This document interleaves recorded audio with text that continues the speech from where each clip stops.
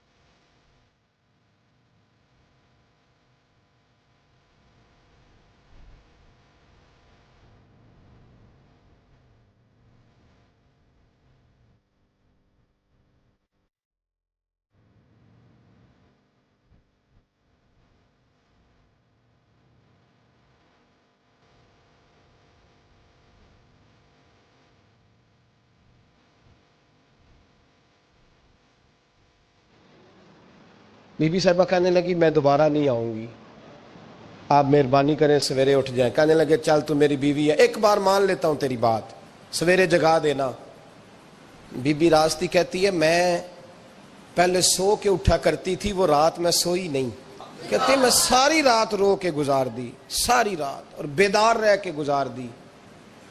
سویرے فجر کے وقت پانی گرم کیا، بغل میں مصلی لیا، خامد کو بیدار کیا، وضو کرایا، اور کہتی ہیں جب وہ اللہ اکبر کہہ کے سنتوں کی نیت باندھی تو میرے اس طرح آنسو گرے جیسے سیلاب آتا ہے اور دریا کا بند ٹوٹتا ہے، اور میں نے رو کے کہا مولا میرے اختیار میں یہیں تک تھا، میں مصلی پہ کھڑا کر سکتی ہوں، میں دل تو نہیں نہ بدل سکتی، وہ تیرے قبضے میں ہے، مقلب القلوب ہے، فضل کار اس کا دل بدل دے۔ فرماتی ہیں میں روتی رہی، 2 رکعتیں پڑھ کے میری طرف دیکھا تو فرضوں کی نیت باندھ لی، اور 2 فرض پڑھ کے پھر میری طرف دیکھا، کہنے لگے خبردار سویرے جگانے آئی تو۔ میں نے کہا جی نہیں جگاتی، میری طرف دیکھ کے کہنے لگے تو نہیں جگائے گی آج کے بعد میں تجھے نماز کے لیے جگایا کروں گا، میں تجھے جگاؤں گا۔ آپ فرمانے لگی وہ نمازی بن گئے، میں پہلے ہی نمازی تھی۔ جب ان 2 نمازیوں کا ملاپ ہوا تو اللہ نے سلطان باہو جیسا بیٹا عطا فرمایا۔ ہار خریدا تھا 100 کا اور نقد بھیجا 160 کا۔ اگر سارا اللہ کے راستے میں خیرات کرو تو پھر اس طرح کی برکت ہوتی ہے۔ حضرت مولا علی شیر خدا فرماتے ہیں وہ میں نے 160 اس سے لیے تو میرے دل میں شوق تھا کہ وہ مل جائے نا جس کے پیسے دینے، تو اترے قرضہ، کہتے میں واپس پلٹا تو وہ بندہ بھی مل گیا۔ میں نے نا اس کو کہا میاں اپنا تو 100 پکڑ، اس نے 100 لیا۔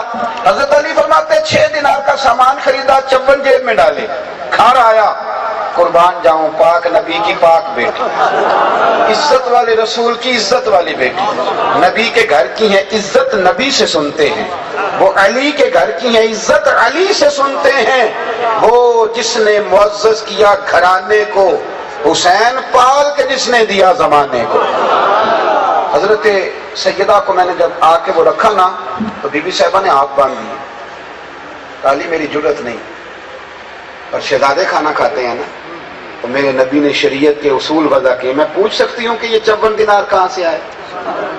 تو حضرت علی شیر خدا کی آنکھوں میں آنسو آ گئے، کہنے لگے فاطمہ تو پوچھتی ہے تو میرا دل ٹھنڈا ہوتا ہے، میرا کلیجہ ٹھنڈا ہوتا ہے۔ کہتے میں نے بات سنائی، بات میں نے کہا جی یوں کر کے اللہ تعالیٰ نے انتظام کیا، تیرے 6 دینار تو فقیر لے گیا تھا۔ میں انکار نہیں کرتا، بیوی شوہر کے حق میں بھی دعا مانگتی ہے، پر میرا تجربہ یہ ہے کہ جس طرح بھائی کے لیے مانگتی ہے نا، اور جس طرح بیٹے کے لیے مانگتی ہے، اس طرح ذرا شوہر کے لیے نہیں مانگتی ہے، مانگتی ہے، کیونکہ معاملہ اس طرح کا ہے نا جی، یہ رشتہ اس طرح کا ہے، یہ تعلق اس طرح کا ہے۔ آپ ₹1,00,000 دے دینا بیگم صاحبہ کو عید پہ شاپنگ کے لیے، تو وہ کہتی ہیں آپ انوکھے نہیں دیتے، سارا زمانہ ہی دیتا ہے، لیکن بہن کو 600 کا جوڑا دے آؤ نا جا کے، تو سارے محلے کو بتاتی ہے بھائی بڑا اچھا ہے، سبحان اللہ، ہر عید پہ آتا ہے۔ اب رشتہ ہی ایسا ہے، ہماری بہنیں بھی ایسے ہی کرتی ہیں، تو یہ کیا کیا جائے، تعلق ہے نا جی۔ یہ بیٹیاں نا ماں باپ کے گھر کی خیر ہی مانگتی رہتی ہیں، خوشخبریاں بھی پہلے وہاں، دکھ بھی پہلے وہاں۔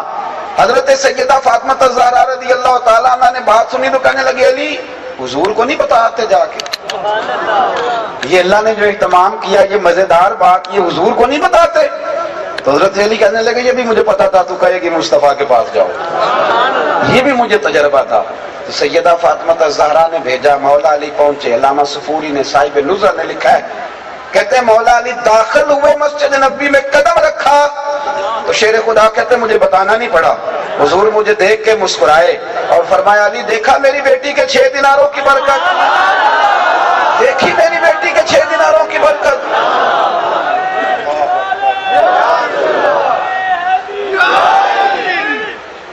فرماتے ہیں دیکھا، اور کہتے ہیں جب اگلا جملہ حضور نے کہا تو میری خوشی کی انتہا نہ رہی۔ فرمایا علی تم پوچھنا چاہتے ہو نا کہ تمہیں اونٹ بیچ کون گیا اور خرید کے کون لے گیا؟ فرمایا وہ جو بیچ گئے وہ میکائیل تھے، اور جو خرید کے لے گئے وہ جبریل امین تھے، وہ رب کریم نے بندوبست فرمایا۔ دوستو اگر میاں بیوی کا یوں پیار ہو کہ وہ اپنے خاوند کا غربت میں ہاتھ بٹانا چاہے، وہ جگہ جگہ شکوے نہ کرے، بلکہ وہ کہے کہ میں تیرے ساتھ ہوں دکھ سکھ میں، پھر گھر بنتا ہے، پھر اس میں سکون آتا ہے، پھر اس میں طمانینت آتی ہے، پھر اس میں حسن آتا ہے، پھر اس میں وفا کا رشتہ۔ اور یہ وفا کا رشتہ دیکھیں نا، بات یاد آ گئی، نبی کریم علیہ السلام کی پیاری زوجہ سیدہ عائشہ صدیقہ فرماتی ہیں کہ نبی پاک نا اکثر گھر میں حضرت خدیجہ الکبریٰ کا ذکر کرتے تھے، اپنی پہلی اہلیہ کا۔ میری باتوں کی سمجھ آ رہی ہے آپ حضرات؟ اکثر کہتی ہیں میرے دل میں نا رشک آتا تھا، حسد اور ہوتا ہے رشک آتا تھا کہ کیا بات ہے خدیجہ کی کہ وصال کر گئی ہیں، لیکن حضور ذکر کہتے ہیں ایک دن نا حضور گوشت لائے گھر میں، مجھے کہا عائشہ کھانا پکاؤ، کہتی ہیں میں گوشت صاف کرنے لگی تو محبوب فرمانے لگے شوربہ ذرا زیادہ کرنا۔ میں نے کہا یا رسول اللہ کچھ مہمان آنے ہیں؟ فرمایا نہیں، مجھے پتہ چلا ہے مدینے میں نا خدیجہ کی کچھ سہیلیاں آئی ہیں، تھوڑا سالن ادھر بھی بھیجنا ہے۔ تو حضرت عائشہ صدیقہ کہتی ہیں بڑے ڈر کے، بڑے سوچ کے، مسجع مکفہ، مختصر فکرے، جھجک کے، اے پائے نظر ہوش میں آ یہ کوے نبی ہے۔ کہتی بڑے دھیمے لہجے میں آنکھیں جھکا کے گوشت پہ لگا کے نا میں نے ایک ہلکا سا جملہ، میں نے کہا یا رسول اللہ صلی اللہ علیہ وسلم آپ کو اللہ نے جوان اور خوبصورت بیویاں دی ہیں، خدیجہ تو 15 سال بڑی تھی، اور آپ ہر وقت خدیجہ کا ذکر کرتے رہتے ہیں۔ فرماتی میں نے جملہ کہا، اب میں نظر نہیں اٹھاتی تھی، پتہ نہیں حضور کیا فرمائیں گے، لیکن جب میں نے دیکھا حضور کا چہرہ انور پر جلال، تھوڑی دیر پہلے جلال تھا، چند لمحوں کے بعد حضور کی آنکھوں سے آنسو ٹپکنے لگے، اور فرمایا عائشہ تم ہو، سودا ہو، حفصہ ہو، میمونہ ہو، تم سکھوں کے وقت آئی ہو، خدیجہ تو میرے دکھوں کی ساتھی، وہ تو میری تکلیفوں کی ساتھی۔ فرمایا لوگ مجھے پتھر مارتے تھے، میری راہوں میں کانٹے بچھاتے تھے، میں ستایا ہوا گھر لوٹتا تھا، اس وفادار عورت کے ایک ہاتھ میں دودھ کا پیالہ ہوتا تھا، ایک میں کھجوریں ہوتی تھی، دودھ پلا کے کھجوریں کھلا کے کہتی تھی محبوبہ غم نہ کرنا، اللہ بڑی شانیں عطا فرمائے گا، بڑی فتوحات دے گا۔ بھائی گھر کے اندر جب تک میاں بیوی، یہ فکر حسین بیان کر رہا ہوں، یاد رکھنا ہم اپنے ہاتھوں سے بچوں کی شادی کرتے ہیں، پھر اپنے ہاتھوں سے انہیں تباہ بھی کرتے ہیں، بسنے نہیں دیتے۔ بچے کے ماں باپ کی ذمہ داری ہے کہ بیٹے کے سامنے اپنی بہو کی تعریفیں کرے، اور لڑکی کے ماں باپ کی ذمہ داری ہے کہ لڑکے کی تعریفیں کریں. آپ ایک غلط بات کہہ کے نا، ایک غلط جملہ کہہ کے تیرا خامد اس طرح کا ہے، آپ تو سائڈ پہ ہو جاتے ہیں. انہوں نے 24 گھنٹے اکٹھا رہنا، ان کی زندگی میں آگ لگ جاتی. اور نبی کریم علیہ السلام نے فرمایا وہ لعنتی ہے جو بیوی کو میاں کے خلاف اکسائے اور میاں کو بیوی کے خلاف. ملعون کا حضور نے، ابن حجر اسقلانی حدیث لائے.